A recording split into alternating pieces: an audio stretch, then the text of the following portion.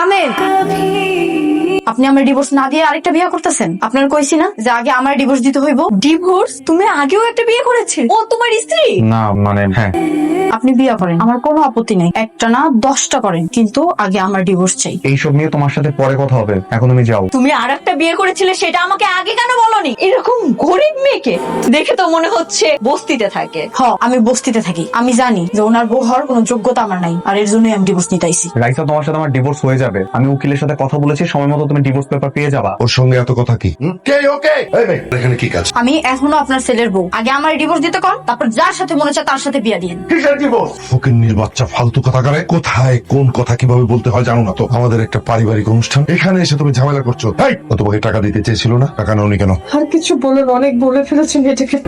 শোনো রাইসা, তোমার কাছে সময় মতো ডিভোর্স পেপার চলে যাবে, আর তোমাকে ডিভোর্স না দিয়ে আমি কোনো বিয়ে করবো না, সেটা তোমাকে আমি কথা দিচ্ছি। আর আজকে যেটা হচ্ছে সেটা শুধুমাত্র এনগেজমেন্ট। কেন যাইতে হইব তোর? তোর আমি না করছি না কতবার? জোহানে যাওয়া লাগবো না? ওরা এখন আর মানুষ নাই, টাকার জন্য অমানুষ হয়ে গেছে। তুমি ঠিকই কইছো, ওরা হইলো কোটিপতি। আসলে তেলে জলে কোনোদিন মিল হয় না। ওরা হইলো তেল আর আমি জল, এর জন্য আমার কোনো মূল্যই নেই ওর কাছে।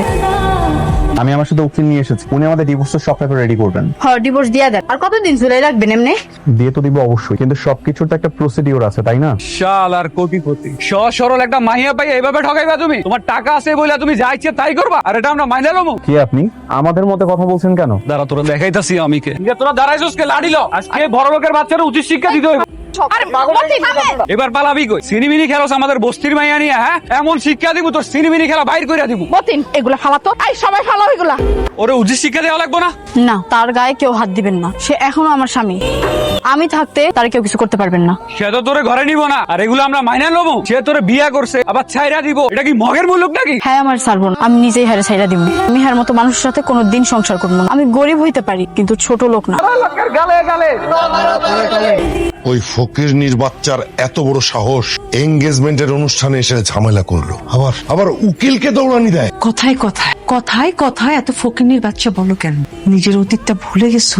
একটু ভদ্রভাবে মানুষের সাথে কথা বলা শেখো, জাস্ট একটু ভদ্রভাবে প্লিজ। বাবা, তুমি খামোখা এত টেনশন নিও না। বিয়ের তারিখ আসার আগে আমি ডিভোর্সের সব কাজ শেষ করে ফেলবো। তুমি কি এর আগে কোথাও চাকরি করেছো? না স্যার, এটাই প্রথম। আচ্ছা শোনো, আমাদের এখানে যেসব কাস্টমার খেতে আসে ওরা কিন্তু আমাদের মেহমান। মেহমানদের সাথে যত সুন্দর করে কথা বলতে পারবে তত বেশি তোমার লাভ হবে।